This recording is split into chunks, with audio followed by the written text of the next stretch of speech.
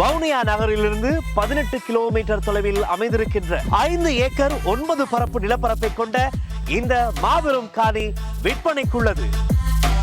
2009ஆம் ஆண்டு இடம்பெற்ற இனப்படுகொலையில் இந்தியாவின் பங்களிப்பு தான் மிக மிக முக்கியமானது.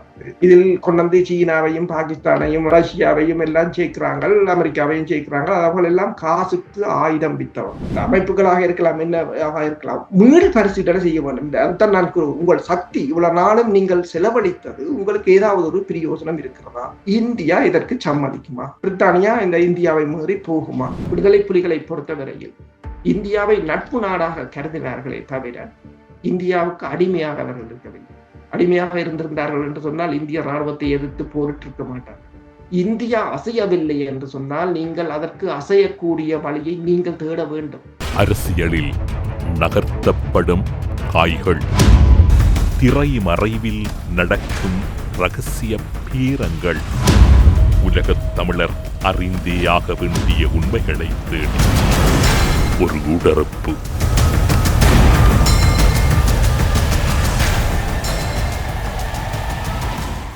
ஊடறுப்பு நிகழ்ச்சியில் எம்மோடு இன்று இணைந்து கொள்ளுகிறார் பிரித்தானியாவில் இருக்கக்கூடிய கலாநிதி பிரபாகரன், எல்லோராலும் நன்கு அறியப்பட்ட இராணுவ ஆய்வாளர், வேல்ஸில் இருந்து அருஸ் அவர்கள். ஊடறுப்பு நிகழ்ச்சியின் சார்பில் உங்களை வரவேற்பதில் மகிழ்ச்சி. வணக்கம். வணக்கம் தமிழரசு. ஊடறுப்புரியர்களுக்கு வணக்கம். கடந்த பல தசாப்தங்களாக 1, 2 அல்லது ஒன்றுக்கு மேற்பட்ட அல்லது அதிகளவான மனித எச்சங்கள் தமிழர் தாயக பகுதியில் பல இடங்களில் மீட்கப்படுகின்றன. அண்மையிலே ஒரு தொகையாக மீட்கப்பட்ட மனித எச்சங்கள் என்று மன்னார் பகுதியிலே சத்தோச கட்டிடத்தை அண்மித்த பகுதியில் மீட்கப்பட்டதை நீங்கள் பார்த்திருப்பீர்கள். இப்போது செம்மணியிலே அகழ்வு நடவடிக்கைகள் இடம்பெறுகின்றன. 2வது அகழ்வு நடவடிக்கைகள் ஒத்திவைக்கப்பட்டிருக்கின்றன. கொக்குத்தொடுவாய் பகுதியிலே ஒரு அகழ்வு நடவடிக்கை இடம்பெற்றது, அதுவும் ஒத்திவைக்கப்பட்டிருக்கின்றது. இவ்வாறாக தொடர்ச்சியாக தமிழ் மக்கள் மீது அல்லது தமிழ் மக்கள் மீது திணிக்கப்பட்ட யுத்தத்தின் கொடூரங்கள் இன்று மனித எச்சங்களாக, மனித புதைகுலைகளாக மீட்கப்பட்டு கொண்டிருக்கின்றன. அவை தொடர்பில் நீங்கள் என்ன விடயத்தை கருதுகிறீர்கள்? ஒரு இராணுவ நோக்கிலும் விஞ்ஞானவியல் நோக்கிலும் அதற்கு தொடர்பான உங்களுடைய பார்வை என்னவாக இருக்கு?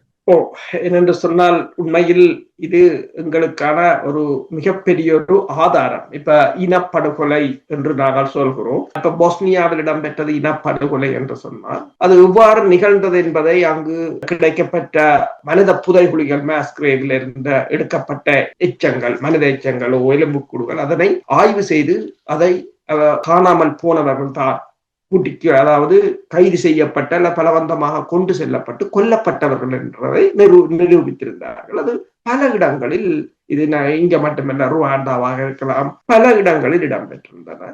இப்போது உக்ரைனில் கூட அவ்வாறு செய்கிறார்கள். இப்ப தமிழ் பகுதிகளில் உங்களுக்கு தெரியும், கிட்டத்தட்ட மன்னாராக இருக்கலாம், கொக்குத்துருவாயாக இருக்கலாம், இப்போ செம்மணி, இதில் எடுக்கப்பட்ட எச்சங்கள் எடுக்கப்பட்டிருக்கின்றன. இதற்கு அடுத்தது என்னன்றதான் எங்களோட பிரச்சனை. அடுத்தது என்ன செய்ய போகிறோம், இதை எவ்வாறு உறுதிப்படுத்துவது? இப்ப உதாரணமா நீங்க பாத்தீங்கன்னு சொன்னால் 2009ஆம் ஆண்டு இந்த குரோஷியாவில ஒரு மனித புதைகுழியை கண்டறிந்து அது எப்போது இறந்தவர்கள் என்றால் 1944ஆம் ஆண்டு. செம்மணியில் இறந்தவர்கள் அந்த கால இடைவெளி இல்லை.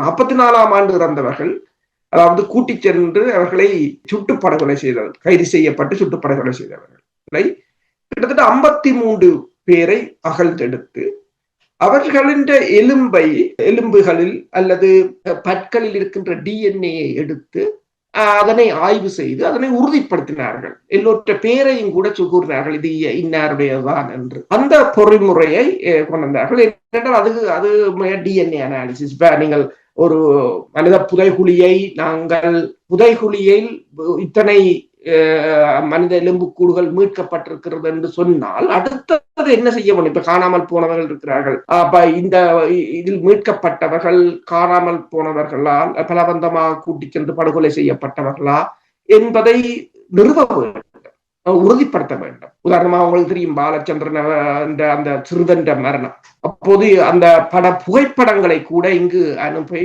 இந்த இராணுவ படைத்துறையில் இருக்கின்ற சுடுகலன், ஃபயர் ஆர்ம்ஸ் எக்ஸ்பர்ட் என்று சொல்றது, அவர்களின் ஊடாக அதனை உண்மையான படம் ஒன்று ப்ரூவ் பண்ணி அடுத்ததாக எவ்வளவு தூரத்தில் வைத்து சுட்டார்கள், எந்த வகையான ஆயுதத்தால் சுட்டார்கள், சுடும் போது அந்த சிறுவன் எல்லாவற்றையும் அனலைஸ் பண்ணி கொடுத்தார்கள். அவ்வாறு ஒவ்வொரு துறைக்கும் ஒவ்வொரு நிபுணத்துவம் வாய்ந்தவர்கள் இருக்கிறார்கள். இப்ப நாங்கள் அந்த நிலைக்கு போகிறோமா என்றால் அதுதான் இப்ப ஒரு முக்கியமான கேள்வி. அந்த நிலைக்கு நாங்கள் சென்றிருக்கிறோமா என்று. கடந்த வாரம் ஒன்று நடைபெற்றது என்று சொன்னால், இந்த international commission on missing person என்ற ஒரு அமைப்பு இருக்கின்றது. அதில் நாங்கள் பதிவு செய்யலாம். அதில் கிட்டத்தட்ட 40 நாடுகள் பதிவு செய்திருக்கிறார்கள். அவர்களே உதவி செய்வார்கள். இப்ப வியட்நாமுக்கு ஒரு DNA அனாலிசிஸ் மெஷினை கொடுத்திருக்கிறார்கள் கடந்த ஜூலை 12ஆம் தேதி. அதற்கு அவர்கள் கூறியது என்றால், அமெரிக்காவுடனான சண்டையில் அப்போது கூட்டி சென்று சுட்டு புதைக்கப்பட்டவர்கள், படுகொலை செய்யப்பட்டவர்கள், இந்த எலும்பு கூடுகள் அல்லது மனித எச்சங்களை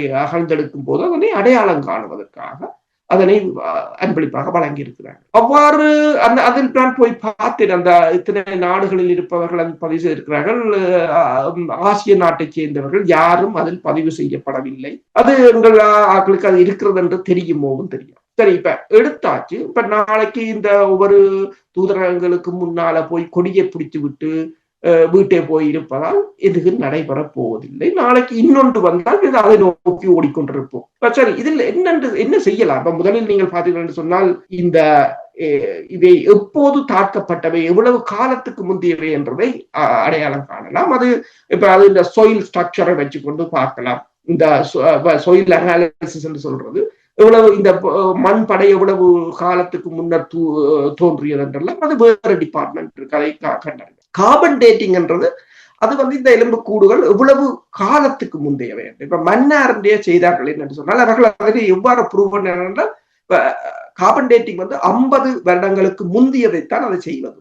ஏனென்று சொன்னால், ஒரு கார்பன் அரைவாழ்வு காலம் என்று சொல்வது ஹாஃப் லைஃப், அது கிட்டத்தட்ட 5700 வருடங்கள் ஒரு கார்பன் C14 என்று சொல்றோம். அப்ப அதை, அதாவது மனித உடலாக இருக்கலாம், தாவரங்களாக இருக்கலாம், எல்லாவற்றிலும் C14 இருக்கும். அது எக்ஸ்சேஞ்ச் பண்ணி கொண்டிருக்கும், வழியில் இருக்கிறதுக்கு கிடைக்கும் என்றால் கார்பன் டை ஆக்சைடு தான் உள்ளுக்கு போறது. ஆனால் மனிதர்கள் இறந்த பிற்பாடு அல்லது தாவரங்கள் இறந்த பிற்பாடு அது நின்றுவிடும், உள்ளுக்கு போறது நின்றுவிடும். ஆனால் உடம்பில் இருக்கிறது மெல்ல மெல்ல அழிஞ்சு கொண்டு வரும். அப்ப அது காலம் எவ்வளவு என்று பார்க்கலாம். அப்ப அது கூடுதலாக கூறுகிறார்கள் என்றால் 50 வருடங்களுக்கு முன்னியதை பார்க்கிறதுக்கு அது பிரயோசனமாக இருக்கு. ஆனால் தற்போதைய நிலையில் இப்ப நீங்கள் பார்த்தீங்கன்னு சொன்னால், கண்டெடுக்கப்பட்ட எலும்புகளை வைத்துக் கொண்டு முதலில் அது ஆணா பெண்ணா என்று காணலாம். ஏனென்றால் அந்த பெல்டிஸை பொறுத்தவரையில் பெண்களுக்கு டிஃபரெண்டாக இருக்கும், ஆண்களுக்கு டிஃபரெண்டாக இருக்கும். அடுத்ததாக ஏஜை காணலாம், போன் சைஸை பொறுத்தவரையில், அல்லது உயரத்தை பார்க்கலாம் போன் சைஸ்களை பொறுத்தவரையில். அதுக்கு கூடுதலாக எக்ஸ்ரே மெஷினை பாவிப்பார்கள் அந்த போன்ற மேலதிகமாக ஆய்வு செய்வதற்கு. அதற்கு அடுத்ததாக உண்மையில் இதனை நீங்கள் அடையாளம் காண வேண்டும் என்று சொன்னால் 2 வகையான DNA அனாலிசிஸ் செய்வார்கள். ஒன்று சொல்வார்கள் என்னென்று சொன்னால் Y குரோமோசோமல் STR என்று சொல்றது. STR என்று சொன்னால் ஷார்ட் ட்ரெண்ட் ரிப்பீட் யூனிட் என்று சொல்றது. அது ஆண்களைத்தான் அதை அடையாளம் காண முடியும். அப்படி அதில் இருக்கிற இப்ப எலும்பாக இருக்கலாம் அல்லது பல்லாக இருக்கலாம். பல்லில் இருக்கின்ற DNA தான் கூடுதலாக நல்லா அதில் அனலைஸ் பண்ணுவதுதான் கூடுதலாக பாசிட்டிவான ரிசல்ட்ஸாக வரும், அல்லது நல்ல ரிசல்ட்ஸை எடுக்கலாம் என்று கூறுகிறார்கள் பல்லு. அதிலிருந்து DNA எடுத்து அதை PCR, உங்களுக்கு தெரியும் PCR கோவிட் டெஸ்டின் போது கூட எல்லாருக்கும் தெரியும், PCR பாலிமரைஸ் செயின் ரியாக்ஷன். அது முதல்ல ஒரு கொஞ்சம் DNA இருந்தாலே காணும், அதை மல்டிப்ளை பண்ணி மில்லியன்ஸ் காப்பியை உருவாக்கி அதை எடுக்கலாம். எடுத்தால் இனி ரிலேட்டிவ் வேணும். ரிலேட்டிவ் வேணும் என்று சொன்னால், இப்ப Y குரோமோசோமல் STR செய்கிறது என்று சொன்னால், அதுக்கு ஆம்பளையல் ரிலேட்டிவ், அதாவது மேல் ரிலேட்டிவ்ஸ், ஆம்பளையல் உறவினர்கள்ல இந்த காணாமல் போனவற்ற உறவினர்கள் ஆண்கள் DNA பிளட் சாம்பிள், இப்ப மாமனா இருக்கலாம், மச்சானா இருக்கலாம், தம்பியா இருக்கலாம், அண்ணனா இருக்கலாம், பேரனா இருக்கலாம், யாரும் என்றாலும் அவைன்ற ரிலேட்டிவ் எடுத்தா காணும். அதே போல இப்ப ஓட்டோசோமல் STR என்று சொல்றது, அது கூடுதலான பெண் பிள்ளைகள் ரிலேட்டிவா இருக்கணும். மகள் என்று சொன்னால் கூடுதலாக மேட்ச் பண்ணும். இப்ப நான் என்ன கூறுகிறேன் என்று சொன்னால், சரி, இப்ப இந்த இந்த மாதிரிகளை வைத்துக்கொண்டு முதலில் அது ஆண்களுடையதா பெண்களுடையதா, சிறுவர்களா, வயசு, உயரம், அதுகளை பார்க்கலாம். அடுத்ததாக மண் மாதிரிகளை வைத்துக் கொண்டு எத்தனை காலத்துக்கு முதல் இது நடைபெற்றது என்பதை அறியலாம். அடுத்ததாக இந்த DNA அனாலிசிஸ். சரி, DNA அனாலிசிஸ் செய்தால் அந்த இப்ப நீ 52 மனித எச்சங்கள் எடுக்கப்பட்டால் 52 டிஎன்ஏ சாம்பிளும் பேருந்து நாங்கள் டேட்டாபேஸ் எங்கள்கிட்ட இருக்காங்க. காணாமல் போன உறவினர்கள் இருக்கிறார்கள். இப்ப 40,000 பேர் காணாமல் போனாண்டு வைப்போம். இப்ப 40,000 உறவினர்கள் டிஎன்ஏ நாங்கள் வைத்திருக்க வேண்டும். ஒரு டேட்டா பேஸ்ல வச்சிருந்தால் அது ஈஸி. இப்ப டேட்டா பேஸ்ல இருக்குமென்று சொன்னா முன்னே இப்ப நினைக்கிறேன் 2009 அவர்கள் நினைக்கிறேன் டேட்டாபேஸ் 2000 அந்த காலத்து. ஆனால் இப்ப இன்னும் நவீனமாக வந்துவிட்டோம். மில்லியன் கணக்கான டேட்டாபேஸ சில மணி நேரத்துக்குள்ள செய்துவிட்டு போகலாம். அப்படி ஒரு டேட்டாபேஸ் எங்கள்கிட்ட இருக்கா?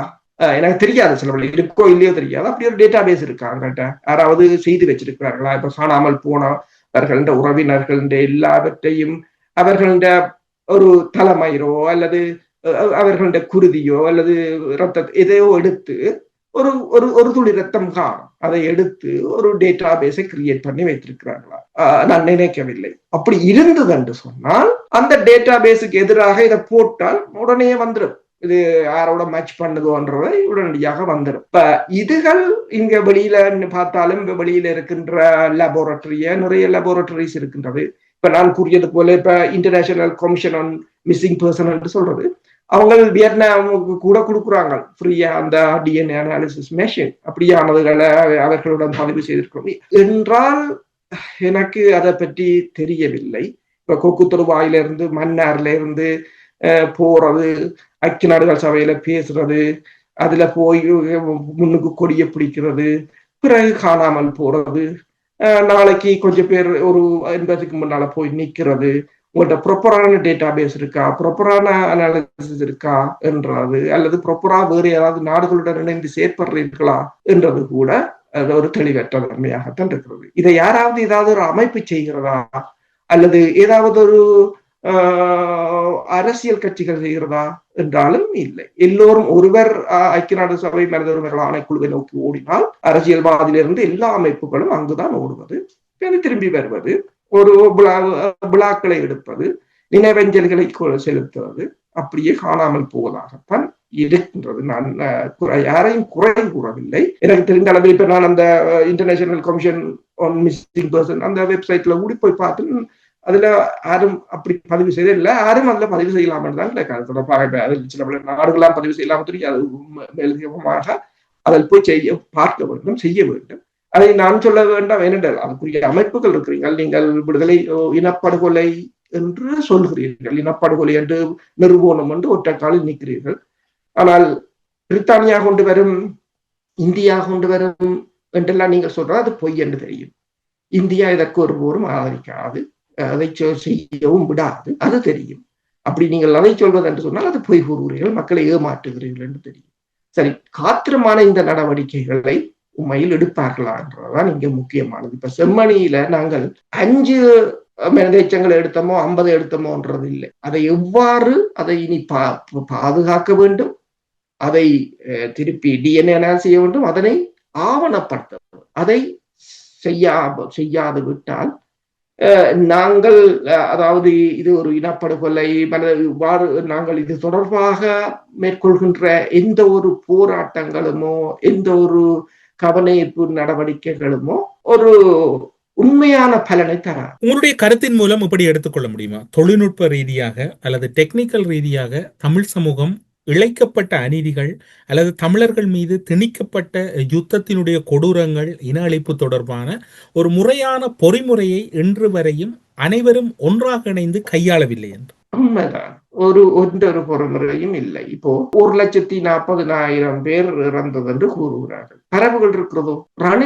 நான் கூறவில்லை, ரணில் விக்ரமசிங்கா கேட்டார் அன்றைக்கு அதுல அந்த இன்டர்வியூலேயே. வன்னில 3 லட்சம் பேர் இருந்தவ 1,50,000 பேர் இறந்தால் 1,50,000 பேர் இருந்தால் அரவாசி பேர் இறந்துட்டு நம்ம அப்படின்னா வன்னியில 20 லட்சம் பேர் இருந்தார்களா என்று அவர்களுக்கு தெரியல. பிரச்சனை என்னவென்று சொன்னால், எங்களிடம் ஆவணங்கள் இருக்குமாக இருந்தால் அப்படி கேட்க முடியாது. நான் 2019 ஜஸ்மின் சூகாவை சந்தித்த போது கூட, அப்போது அவர் தான் அந்த உங்களுக்கு தெரியும் தரஸ்மர் ஆணைக்குழுவின் விசாரணையில் ஒரு அந்த குழுவில ஒரு அங்கத்துவராக இருந்தவர். அதன் பிற்பாடு ஒரு என்ஜிஓவுடன் இணைந்துதான் வேலை செய்து கொண்டிருந்தார். அப்போ பிரான்சிஸ் கரசரும் அங்கு வந்திருந்தார். நாங்கள் ஒரு இன்டர்வியூ தான் போனாங்க. அப்ப அவருக்கு இந்த காணாமல் போனோர் தொடர்பாக நாங்கள் ஒரு ஆவணங்களை தயாரித்துக் கொண்டிருக்கின்றோம். இது நான் முதலும் கூறியிருக்கிறேன். 340 பேர் தான் இதுவரையிலும், இது நான் கதை சொல்றது 2019ஆம் ஆண்டு, 350 பேர் தான் ஒழுங்காக பதிவு செய்திருக்கிறார்கள். நீங்கள் உங்களுக்கு தெரிந்தவர்கள் அமைப்புகள், தமிழ் அமைப்புகள், தமிழ் அரசியல்வாதிகளிடம் சொல்லி கூறி அதற்கான ஏற்பாடுகளை செய்யுங்கள். நான் இது தொடர்பாக ஒரு கூட்டத்தொடரில் பேசும்போது அதில் வந்தவர்கள் கூறினார்கள், அவர்கள் அமெரிக்காவுடன் இணைந்து செயற்படுவார்கள், அவர்கள் எல்லாவற்றையும் கொண்டு போய் அமெரிக்காவுடன் கொடுத்து விடுவார்கள் என்றெல்லாம் கூறினார். அப்ப நான் யோசிச்சேன், ஓகே, அப்படி என்றால் இவங்கள்ட்ட பெரிய திட்டம் இருக்கு, இவங்கள் எல்லாத்தையும் உடனடியாக செய்திருவாங்க. ஏன்னா தமிழரை பொறுத்தவரையில் உங்களுக்கு தெரியும், கல் தோன்றி மண் தோன்றா காலத்தில் இருந்தவர்கள், மூத்த குடிகள், உலகத்திலேயே அதிக அறிவாளிகள், இலங்கையிலேயே அதிக செல்வந்தர்கள், அப்படித்தானே நீங்கள் என்னது யூடியூப் இருந்தாலும் என்னது சொன்னாலும் அப்படித்தானே சொல்லிக் கொண்டிருக்கிறார்கள். அப்ப நான் யோசித்தேன் அப்படித்தான். ஆனால் இன்று வரையிலும் அவங்களையும் செய்ய முடியல, தாங்களும் செய்யவில்லை. சரி, நான் அப்ப அப்படி சொல்லும் போது கூட நான் கூறினேன், அவர்களிடம் பதிவு செய்யும் போது நீங்களும் ஒரு அவங்கள்ட்ட யூஎன்ல வேலை செய்தவங்க, அவங்கள்ட்ட பதிவு செய்ய அவங்களுக்கு ஒரு ப்ரொசீஜர் தெரியும், எப்படி என்னென்ன ஆவணங்களை சேர்க்க வேண்டும், எப்படியான ஆவணங்கள் செல்லுபடியாகும் என்பதை அவங்க செய்யலாம். அதை பார்த்து நாங்களும் ஒரு கொப்பியை வச்சிருந்தா சரி, அவங்க கொண்டு ஓடினா ஓடட்டும், அது பிரச்சனை இல்லை. எங்களிடம் ஒரு கொப்பி இருக்கும் என்று சொன்னா நாங்கள் அதனை ஆவணப்படுத்தி மெல்ல மெல்ல ஆவணப்படுத்தி, இன்றைக்கு 5 வருடம், 2019 6 வருடம், 6 வருடத்துக்கு முதல் நாங்கள் அவர்கள் எங்களிடம் கேட்டது, 6 வருடத்துக்கு முதல் சொன்னது, 6 வருடத்துக்கு முதல் அதை எள்ளி நகை ஆடியதும், அதை அமெரிக்காவின் புலனாய்வுத்துறை என்று சொன்னவர்களும் இன்று வரை எதுவும் செய்யவில்லை என்றதெல்லாம் மிகப்பெரிய ஒரு வேதனை. ஆனால் கொடி பிடித்திருக்கிறார்கள், ஊர்வலம் நடத்தியிருக்கிறார்கள், ஐக்கிய நாடுகள் சபைக்கு செருப்பு தேய நடந்திருக்கிறார்கள், எதுவும் நடைபெறவில்லை. நான் யாரையும் குற்றம் சொல்லவில்லை, நான் உண்மையை சொல்கிறேன். இந்த அமைப்புகளோ அரசியல்வாதிகளும் வந்து அந்த உண்மையை சொன்னார்கள் என்றால் நல்லது. என்ன நடக்கிறது, என்ன நடைபெறும், என்ன நடக்காது. இப்ப உதாரணமா நீங்க பாருங்கள், அன்றைக்கு வெளிநாட்டு, அதாவது பிரித்தானியாவின் வெளிவிவகார அமைச்சர் டேவிட் லாமியவர் உமாகுமரன் வந்து சொல்லியிருந்தார் இந்த செம்மணி படுகொலை தொடர்பாக. உண்மையில் அது நல்லது, வரவேற்கத்தக்கது, ஓகே, கருத்து சொல்லியிருந்தார். அதுக்கு டேவிட் லாமி என்ன கூறினார், நான் இலங்கை அரசுடன் இதை தொடர்பாக நேரடியாக கதைப்பேன், அதுவும் சரி. ஆனால் அதன் புறச்சூழலை நாங்கள் பார்ப்போம். இது அவர் கேட்டதும் சரி, இவர் சொன்னதும் சரி, செய்வார்களா, நடக்குமா? இதை அப்படியே போட்டுவிட்டு நாங்கள் இதை பெரிய பூதாகரமாக்கி, ஓகே, பிரித்தானியா இறங்க போறது, பிரித்தானியா செய்ய போறது சொல்ல முடியாது. ஏனென்றால் இப்போது இருக்கின்ற அந்த ட்ரம்பின் வரி சலுகைகள், அந்த பிரச்சனைகள், ஐரோப்பிய ஒன்றியம் மீது 30%, அங்க 40% என்ற அந்த பிரச்சனையில அவங்க ஓடுபட்டு திரிகிறார். அப்ப இந்தியாவோட ஒரு ஃப்ரீ ட்ரேட் அக்ரிமெண்ட்டுக்கு பிரித்தானியா முயன்று கொண்டு இருக்கு. அப்ப இந்த மாதத்தில கடைசியில அல்லது அடுத்த மாதம் பிரித்தானிய பிரதமர் கியர் ஸ்டாமர் வந்து இந்தியாவுக்கு போகிறார். அப்ப ஒன்றை நீங்கள் யோசிங்கள், புறச்சூழல்ல அவங்க இந்தியாவோட ஏதோ ஒரு விதத்துல நல்ல உறவை வளர்க்க போகும். அப்படி என்று சொன்னால் இந்தியாவை மீது ஒன்றும் செய்யாமல் என்றது தெளிவானது. சரி, இந்தியா இதுக்கு ஆதரவு கொடுக்குமா என்றால் இல்லை. இந்தியா மனித உரிமைகள் ஆணைக்குழுவுக்கு கூட இதுவரையில் எதுவும் கொடுத்தது கிடையாது. அப்ப இதுகள் ரெண்டையும் நம்பிக்கிறான். ஏன் இதை கூறுகிறேன் என்று சொன்னால், நாங்கள் கேட்டது சரி, அவங்க சொன்னது சரி, ஆனால் இதை மட்டும் நம்பிக்கொண்டு நாங்கள் இருக்கிறது தான் பிழை என்று கூறுகிறோம். இதற்கு அப்பாலும் கடந்து நாங்கள் பணியாற்ற வேண்டிய ஒரு காலம் இருக்கு, தேவை இருக்குது. ஊடறுப்பு நிகழ்ச்சியிலே கலந்து கொண்டு கருத்து தெரிவித்த அருட்தந்தை ஜெகத் கஸ்பர் அவர்கள் குறிப்பிட்டார்கள், செம்மணி விவகாரம் தோண்டப்படும், ஏனைய படுகொலைகள் எல்லாம் தோண்டப்படும், ஆனால் முள்ளிவாய்க்கால் அல்லது 2009 இறுதியில் இடம்பெற்ற இலங்கையில் இடம்பெற்ற தமிழின அழைப்பு அல்லது தமிழர்கள் மீதான படுகொலை ஒருபோதுமே தோண்டி எடுப்பதற்கு வாய்ப்புகள் இல்லை. அதற்கு காரணமாக இருப்பது இந்தியா அந்த யுத்தத்திலே நேரடியாக பங்கெடுத்ததனால் அந்த யுத்தம் தொடர்பான விசாரணைகளோ, அங்கு இடம்பெற்ற மனித படுகொலை தொடர்பான மேலதிக விசாரணைகளோ ஒருபோதும் பெருமெடுப்பில் நடப்பதற்கோ அல்லது சர்வதேச சமூகம் அதனை வலிந்து செயற்படுத்துவதற்கோ வாய்ப்பு என்பது மிக மிக குறைவென்று கூறவில்லை. அந்த சந்தர்ப்பம் ஈழத்தமிழர்களை பொறுத்தவரையில் இல்லை என்று குறிப்பிட்டார். கிட்டத்தட்ட நீங்களும் அது தொடர்பான ஒரு கருத்தையும் முன்வைத்திருக்கின்றீர்கள். அவருடைய கருத்தை நீங்கள் எப்படி பார்க்கிறீர்கள்? உண்மைதான், அதுதான் உண்மையும். இதுவரை காலமும் இந்தியா ஒரு ஜனநாயக நாடு. நான் ஒரு நாளும் இந்தியாவை ஜனநாயக நாடு கூறுவதில்லை. அவர்களே கூறுகிறார்கள், அவர்களை சார்ந்தவர்களும் கூறுகிறார்கள், ஜனநாயக நாடு என்று கூறுகிறார்கள். நீங்கள் ஒரு ஜனநாயக நாடுனா பக்கத்தில் நடக்கின்ற மனித இனப்படுகொலையை நீங்கள் ஒரு ஒப்புக்காவது கேட்டிருக்க வேண்டும். அவ்வாறு கேட்கவே இல்லை. அதற்கு எதிராகத்தான் நிற்கிறீர்கள். இன்று வரையில் இலங்கை அரசை பாதுகாப்பதில் தான் இந்தியா முனைப்பாக நிற்கிறது. அதாவது 2009ஆம் ஆண்டு இடம்பெற்ற இனப்படுகொலையில் இந்தியாவின் பங்களிப்பு தான் மிக மிக முக்கியமானது. இதில் கொண்டு சீனாவையும் பாகிஸ்தானையும் ரஷ்யாவையும் எல்லாம் சேர்க்கிறாங்க, அமெரிக்காவையும் சேர்க்கிறாங்க. அவர்கள் எல்லாம் காசுக்கு ஆயுதம் வித்தவங்க. ஆனால் இதை பிளான் பண்ணி இதை எக்ஸிக்யூட் பண்ணவனை விட்டு விட்டு காசுக்கு ஆயுதங்களை வித்தவனை கூறி பிரயோசனம் இல்லை. என்னன்னா கூறலாம், எங்கட நன்மைக்காகவும் நாங்கள் இந்தியாவுக்கு போகணும், இந்தியாவோ இல்ல கொள்ளையை போகணும் என்று சொன்னால் அதை கூறலாம், அது பிரச்சனை இல்லை. ஆனால் உண்மை தெரியாமல் உண்மைகளை தொடர்ச்சியாக இந்த தளத்திலே நீங்களும் நானும் உரத்து கூறுவதனால் நாங்கள் இருவரும் இந்தியாவுக்கு செல்வதற்கு வாய்ப்பில்லை. என்ன பிரச்சனை என்றால், ஏதாவது ஒன்றில் உண்மையை சொல்ல வேண்டும். இல்லை என்று சொன்னால் நாங்கள் எங்கள் தொழிலை விட்டு விட்டு பேசாமல் இருக்கலாம். என்னென்று சொன்னால் அட்லீஸ்ட் எனர்ஜியாவது மிஞ்சி நாங்கள் ஏன் பொய்யை கூறி இதில் இருந்து அந்த மக்களுக்கு ஒரு தவறாக வழி நடத்த வேண்டும். இப்ப உங்களுக்கு தெரியும், இப்ப காட்டு விலங்குல நீங்க பாத்தீங்கன்னா என்று சொன்னால் சிங்கம். அன்றைக்கு பார்த்தா சிங்கம் 20 மணி நேரம் தூங்கும், 4 மணி நேரம் தான் அது வேட்டையாடும். சிங்கத்துக்கும் மிச்ச நாள் 20 மணி நேரம் தூங்குறதை விட்டுட்டு சிங்கம் குரங்கோட ஓட்ட போட்டி வைக்கலாம், நாயோட விளையாட்டு போட்டி வைக்கலாம், தாச்சி போட்டி வைக்கலாம், அல்லது 4 பேருக்கு எழுதி பேஸ்புக்ல போடலாம், இப்படி செய்யலாம். ஆனா சிங்கம் அதை செய்யலைன்னு சொன்னால் அது தனக்கு சக்தியை எதுக்கு தேவையோ அதுக்கு தான் பயன்படுத்துது. வேட்டைக்குத்தான் அதுக்கு சக்தி தேவை. அது வேட்டை, அது இந்த இனத்தை காக்க வேண்டும் என்றால் அது வேட்டையாட வேண்டும், சாப்பாடு வேண்டும், அது இனத்தை பார்க்க வேண்டும், பாதுகாக்க வேண்டும். அதுக்குத்தான் அதை செலவழிக்கிறத தவிர வேறு ஒன்றுக்கும் அது செலவழிக்கிறது இல்லை.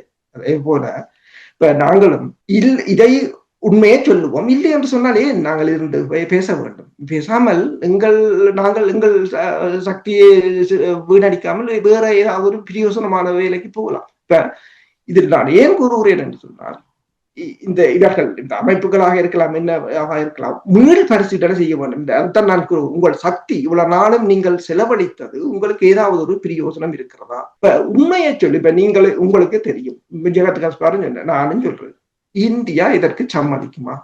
இல்லை. பிரித்தானியா, இப்ப நான் கூறினேன், பிரித்தானியா இந்த இந்தியாவை மீறி போகுமா? இல்லை. ஏன்னா சொன்னால் டேவிட் மில்லிபேண்டும் பெர்னார்ட் குச்னரும் பிரான்ஸ் வெளியுறவு அமைச்சரும் இந்தியாவில் பிரித்தானிய வெளியுறவு அமைச்சரும் வந்தவர்கள் போரை நிறுத்துவோம் என்று ஏப்ரல் மாதம் இந்தியாவின் ஒரே ஒரு சொல்லோட திரும்பி விட்டார்கள். அப்ப இதில் சரி, இந்தியாவை ஓகே, இப்ப இந்தியாவை மாற்ற முடியுமா என்றால் இல்லை. சரி, இப்ப பிரித்தானியாவை மாற்ற முடியுமா என்றால் இல்லை. ஆனால் அதற்கு மாற்றுவதற்கு என்ன வழி என்று சொன்னால், இப்ப இலங்கை எவ்வாறு இருக்கின்றது?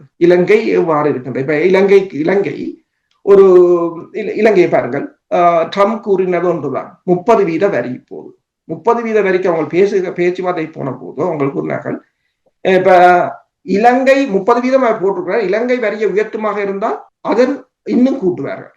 ஓகே, அப்ப அதுல ஒண்ணும் செய்யல. இலங்கை இந்த வரியை குறைக்க வேண்டும் என்று சொன்னால் அவங்க கேட்டது ஒன்று, நீங்கள் சீனாவுடனான உறவுகள், சீனாவுடனான வர்த்தக நலன்களை குறைத்தீர்கள் என்று சொன்னால் நாங்கள் குறைக்கிறோம். ஆனால் அவங்களை அது இல்லை என்று சொல்லிவிட்டு வந்து விட்டாங்க. அவங்க கூறியது என்னன்னு சொன்னா, நீங்க 30% போடு. ஏனென்றால் நாங்கள் ஒரு இறமை உள்ள நாடு, நாங்கள் வெவ்வேறு எந்தெந்த நாடுகளுடன் எவ்வாறு உறவுகளை பேண வேண்டும் என்று நாங்கள் அதை முடிவெடுப்போம் என்று வந்து விட்டார்கள். அப்ப இதில் அவர்கள் இந்த பேலன்ஸை தான் நான் தமிழ் மக்களிடம் எதிர்பார்க்கிறேன். இதுவரை காலமும் இந்தியாவை நம்பினோம், பிரித்தானியாவை நம்பினோம், கனடாவை நம்பினோம், அமெரிக்காவை நம்பினோம், ஐக்கிய நாடுகள் சபையை நம்பினோம். எதுவும் இடம்பெற்றதாக இல்லை. சரி, இப்போது ஒன்று எங்கள் ராஜதந்திர வியூகம் மாற்றப்பட வேண்டும். அடுத்ததாக நான் கூறியது போல செம்மணி மருத புதைகுழி, அதற்கு வருவோம். இதை கண்டறிந்தால் அதுக்கு என்ன அடுத்தது செய்ய போகிறோம்? இப்ப இவ்வளவு பணிகளும் இருக்கின்றன. அவ்வளவும் பாதுகாக்கப்பட வேண்டும், அவ்வளவு அனலைஸ் பண்ணப்பட வேண்டும், அவ்வளவு அடுத்ததாக உறவினர்களின் டேட்டாபேஸ்களிடம் வேணும். அதுக்காக ஒரு ப்ராஜெக்ட் இருக்கிறதா? இருக்கோ இல்லையோ தெரியாது, நான் தேடி பார்த்ததுல இல்ல. அப்படி ஒரு ஏதாவது ஒரு எத்தனையோ அமைப்புகள் இருக்கின்றன. எத்தனையோ 1000 பவுண்ட்ஸ்களை செலவழித்து எத்தனையோ விழாக்களை நடத்துகிறார்கள். எத்தனையோ 1000 பவுண்ட்ஸ்களை செலவழித்து எத்தனையோ நிகழ்வுகளை நடத்துகிறார்கள். இது அந்த மக்கள் இப்போது எங்களை விடுதலை போராட்டத்தை நீங்க பாருங்கள். இந்த விடுதலை போராட்டத்தை உயிர்ப்புடன் இப்போது வைத்திருக்கிற ஒரே ஒரு போராட்டம் இந்த காணாமல் போன போராட்டம் மட்டும்தான். மிச்சம் எல்லாம் அவன் அடிச்சு மூடிவிட்டான். அதாவது இலங்கை புலனாய்வுத்துறையாக இருக்கலாம், இந்தியா புலனாய்வுத்துறை அவங்களை எதிரி, அவங்க அடிச்சு மூடிட்டான். இப்ப இது ஒன்றே ஒன்றுதான். இதுக்கு கூட நாங்கள் எவ்வளவு பேர் ஆதரவை கொடுக்கின்றோம். இதை கட்டி எழுத்த வளர்த்து இதை மேலே கொண்டு போஸ்னியாவை எடுக்கலாம், ஒவ்வொரு நாடுகளை இப்ப மொண்டோனிக்கிறோம் என்று சொல்லி எவ்வளவு நாடுகளை நீங்கள் பாடுறார். ருவாண்டா இருக்கலாம், தென் சூடானாக இருக்கலாம். இங்கு இடம்பெற்ற இனப்படுகொலைகள் எல்லாம் இந்த இனப்படுகொலைகளை அவர்கள் உறுதிப்படுத்தியதே இவ்வாறான மனித புதைகுழிகள், காணாமல் போனவர்கள், அந்த அந்த அவலத்தை கொண்டுதான் அதனை நிறுவினார்கள். நீங்கள் கூறுகின்ற அத்தனை அவலங்களும் உலகில் யார் யாருக்கெல்லாம் இடம்பெற்றதோ அதற்கு இணையாக அல்லது அதனை விட ஒருபடி மேலாக பல தசாப்தங்களாக ஈழத்தமிழர்களுக்கு இடம்பெற்றிருந்தது. இவை அத்தனையும் விசாரிக்கப்படுதல் அல்லது இவை தொடர்பான ஒரு முறையான விசாரணை நோக்கி நகர்த்துவதற்கு இந்தியாவின் ஒப்புதல் இல்லாமல் இவற்றை ஒருபோதும் சாதிக்க முடியாது என்று இறுதியாக எடுத்துக்கொள்ள முடியும். இந்தியாண்ட ஒப்புதல் இல்லாமல் சாதிக்க இயலாதென்றது இல்லை இங்கு பிரச்சனை. ஏனென்றால் இந்தியாவின் ஒப்புதலுக்காக நாங்கள் காத்திருக்க முடியாது. அதை எவ்வாறு மாற்றுவது என்றதுதான் எங்களுக்கான நாங்கள் தீர்வாக எடுக்க வேண்டும். விடுதலை புலிகளை பொறுத்தவரையில் இந்தியாவை நட்பு நாடாக கருதினார்களே தவிர இந்தியாவுக்கு அடிமையாக அவர்கள் இருக்கவில்லை. அடிமையாக இருந்திருந்தார்கள் என்று சொன்னால் இந்திய இராணுவத்தை எதிர்த்து போரிட்டு இருக்க மாட்டார்கள். அப்ப என்ன பிரச்சனை என்று சொன்னால் அதற்கு தான் நான் கூறுகிறேன், இந்தியா அசையவில்லை என்று சொன்னால் நீங்கள் அதற்கு அசையக்கூடிய வழியை நீங்கள் தேட வேண்டும். இந்தியா அசையும் என்று காத்திருக்க முடியாது. நீங்கள் அதில் காத்திருந்து கொண்டு இப்ப இந்தியாவோ பிரித்தானியாவோ இந்த இதுகளை சுற்றி காத்திருந்து காலத்தை நகர்த்துறது மட்டுமல்லாது எத்தனையோ சந்தர்ப்பங்கள் உங்கள் கைகளுக்கு வந்த எத்தனையோ சந்தர்ப்பங்களை தவற விட்டவர்களாகத்தான் நாங்கள் இன்று இருக்கின்றோம். பாலச்சந்திரன் அவர்கள் பதுங்கு குழிகளுக்கு அருகாமையில் படுகொலை செய்யப்பட்ட போது அந்த புகைப்படம் சர்வதேச வல்லுநர்களால் பகுப்பாய்வு செய்யப்பட்ட போது அவை மிகவும் நெருக்கமாகவும் அண்மையில் வைத்தும் அந்த துப்பாக்கி பிரயோகம் மேற்கொள்ளப்பட்டிருக்கின்றது. எவ்வகையான துப்பாக்கிகள் பயன்படுத்தப்பட்டன, இதனை பயன்படுத்தியது யார் என்பதையெல்லாம் கிட்டத்தட்ட ஒரு அறிக்கையாகவே கொடுத்தார், ஒரு சாட்சியாகவே வழங்கினார்கள். அவர் ஒரு பாலகன், அவர் ஒரு சிறுவர், அவர் அந்த அமைப்பின் தலைவரினுடைய மகன் என்பதற்காக இவர்கள் படுகொலை செய்தார்கள் என்கின்ற காரணம் பேசப்பட்டாலும் இந்த ஒரு ஆதாரம் எல்லாம் என்று சர்வதேசத்தில் இருக்கின்றது. நீங்களும் அந்த புகைப்படங்களை பார்த்திருப்பீர்கள். மிக நெருக்கமாக உங்களுடைய தனிப்பட்ட கருத்துக்களும் இருக்கும். நீங்கள் எப்படி இந்த விவகாரம் எல்லாம் பேசப்படுகிறது? அகழ்வு நடவடிக்கைகளில் மனித எச்சங்கள் எடுபடுகின்ற போதும் பாலச்சந்திரன் ஒரு அடையாளமாகவும் ஒரு குறியீடாகவும் இருக்கின்றார். ஆனால் அந்த பாலச்சந்திரன் தொடர்பில் எல்லாம் அறிக்கைகள் இருக்கின்றன. என்னதான் இடம்பெறுகிறது? உண்மைதான். அதை உண்மையில் அதை செய்திருந்தார்கள். அதையும் சில நடவடிக்கைகளை செய்திருக்கிறார்கள். ஆனால் எல்லாத்துக்கும் ஒரு ஃபெலோ அப் இல்லை என்று சொல்றோம். ஒவ்வொன்று பேரும் அதை செய்து விட்டு அப்படியே கிடப்பில் போட்டு விட்டு சென்றதாகத்தான் முடிகின்றது. பிரித்தானியாவில் இருந்து நான் மறந்து விட்டேன் பெயர்களை, முன்னர் எனக்கு பெயர்கள் எல்லாம் ஞாபகமா இருந்தது. யார் யார் அந்த புகைப்படங்களை ஆய்வு செய்த நிபுணர்கள் பெயர்கள் கூட வெளிவந்திருந்தது. நீங்க பார்க்கலாம், நீங்கள் தேடி பார்த்தால் வரும். அப்ப அவர்கள் அந்த முதலில் அந்த படத்தை உண்மை என்று உறுதிப்படுத்தினார்கள். அதன் பிற்பாடு எவ்வாறு சுடப்பட்டது, அவர் சுடப்படுவதற்கு முன்னர் உயிரோடு இருந்தாரா, எல்லாவற்றையும் வேறாக வழங்கியிருந்தார்கள். இதெல்லாம் ஆதாரம், அது ஆதாரம். இப்ப நான் நீங்கள் கூறியது போல இந்த செம்மணி எடுக்கப்படுகின்ற ஆதாரங்கள், இவை எல்லாம் ஆதாரங்கள். ஆனால் இவற்றை எல்லாம் ஒருங்கிணைத்து அதனை தொடர்ச்சியான போராட்டத்தின் ஊடாக அதனை கொண்டு செல்வதற்கான எந்த விதமான ஒரு கட்டமைப்பும் இல்லை. அதுதான் இங்குள்ள மிகப்பெரிய ஒரு பிரச்சனை. அதுதான் அதை பலர் தூக்குவதும் இல்லை என்று சொன்னால், அதை பல அமைப்புகள் நாடுகள் சார்ந்தும் அவர்கள் தங்கள் நலன் சார்ந்தும் இருக்கிறார்கள். இதை தூக்கினால் அவருக்கு கோபம் வந்துடும், அதை தூக்கினால் இவருக்கு கோபம் வந்துடும் என்றதால் அவர்கள் அமைப்புகளை நடத்துகிறார்கள். அப்ப அவர்கள் இதனை செய்ய மாட்டார்கள். துணிச்சலானவர்கள் வேண்டும். இப்ப உங்களுக்கு தெரியும், எல்லோரும் தலைவர்கள், எத்தனையோ அமைப்புகள் இருக்கின்றன, எத்தனையோ அரசியல்வாதிகள் இருக்கின்றார்கள். ஆனால் எத்தனையோ சட்டவாளர்கள் இருக்கிறார்கள், எத்தனையோ நிபுணர்கள் இருக்கிறார்கள். இப்போது கூட கடந்த வாரம் கூட என்னுடன் ஒருவர் கதைக்கும் போது கூறினார், சட்டவாளர்களை கொண்டு ஒரு புலம்பெயர் தேசத்தில் ஒரு அமைப்பை உருவாக்கி அதன் ஊடாக நாங்கள் அதன் ஊடாக சில நகர்வுகளை செய்வோம். நான் கூறியது ஒன்றுதான், நீங்கள் எத்தனை சட்டவாளர்களையும் கூப்பிடலாம், எத்தனை நிபுணர்களையும் கூப்பிடலாம், எத்தனை அறிவாளிகளையும் கூப்பிடலாம், எத்தனை பல்கலைக்கழகத்தில் இருக்கின்ற விரிவுரையாளர்களையோ புரொஃபசர் மேரை கூப்பிடலாம். ஆனால் அத்தனை பேரும் செயற்பாட்டாளர்களாகவோ தலைவர்களாகவோ மாற முடியாது. என்னென்று சொன்னால், துணிச்சலாக நீங்கள் குரல் கொடுக்க வேண்டும். அவன் கோவிப்பான் இவன் கோவிப்பான் என்று பயப்படுறவர்கள் தலைவர்களாகவோ அல்லது மிக சிறந்த ஒரு செயற்பாட்டாளர்களாக இருக்க முடியாது. நீங்கள் கூறலாம், ஓகே இந்த நிபுணரை கூட்டிடலாம், அந்த நிபுணரை கூட்டிடலாம். முதலில் நிபுணர் துணிச்சலாக செய்யக்கூடியவராக இருக்க வேண்டும். அவர்களை முதலில் தேடி பிடியுங்கள். அமைப்புகளை 1000 அமைப்புகளை கட்டியமைக்கிறது இங்க ஒரு பெரிய பிரச்சனை இல்லை. அது பிரச்சனை இல்லை. ஒரு 10 பவுண்ட் இருந்தா ஒரு வெப்சைட்டையும் திறந்து 4 பேரை கூட்டி ஒரு அமைப்பை திறந்துட்டு போகலாம். அது பிரச்சனை. செயற்திறனாக செய்யக்கூடிய துணிச்சலான இப்ப இளைஞர்களை கூட நீங்கள் கூட்டிடலாம், பிரச்சனை இல்லை. இளைஞரை கட்டி எழுப்புகிறோம். எத்தனை பெற்றோர்கள் அவர்கள் இளைஞர்களை துணிச்சலாக இதில் ஈடுபட அனுமதிக்கிறார்கள் என்று கேட்டு கைவிட்டு எண்ணி பாருங்கள். எத்தனை பெற்றோர்கள், பெரும்பாலானவர்கள் அவர்கள் ஏதாவது ஒரு வழியில் இதில் இணைந்து தங்கள் நலன்களுக்காக செய்கிறார்களே தவிர தன்னலம் மறந்து இந்த இனத்துக்காக ஏதாவது செய்ய வேண்டும் என்று சொல்லி ஒரு சிலர் தான் வரலாம். அவர்களை முதல் தேடி கண்டுபிடிப்பதுதான் இப்போ இருக்கிற மிகப்பெரிய ஒரு சவாலாக இருக்கு. உடற்பு நிகழ்ச்சியில் இணைந்து கொண்டு இப்போது இடம்பெறுகின்ற அகழ்வு நடவடிக்கையும் தமிழர் தேசங்களில் அகழ்வு நடவடிக்கைகளின் போது மீட்கப்படுகின்ற மனித எச்சங்கள் தொடர்பில் தமிழ் சமூகம் பொறுப்போடும் கருமானங்களோடும் எப்படியான வகையில் தொடர்ச்சியாக பணியாற்ற வேண்டும், இப்போது இடம்பெறுகின்ற உலக ஒழுங்கில் பிரித்தானியா இந்தியாவின் நெருக்கம் இலங்கையில் ஈழத்தமிழர்களுக்கு எவ்வகையான தடைகளையும் ஆபத்துக்களையும் ஏற்படுத்தப் போகின்றன என்கின்ற மிக முக்கியமான கருத்துக்களை உடற்பு நிகழ்ச்சியின் வாயிலாக பகிர்ந்து கொண்டமைக்கு சிறப்பு நன்றிகளோடு உங்களிடம் விடைபெற்றுக் கொள்கிறோம். நன்றி, வணக்கம். நன்றி, வணக்கம். அரசியலில் நகர்த்தப்படும் காய்கள், திரைமறைவில் நடக்கும் இரகசிய பீரங்கள், உலகத் தமிழர் அறிந்தேயாக வேண்டிய உண்மைகளை தேடி ஒரு உடறுப்பு.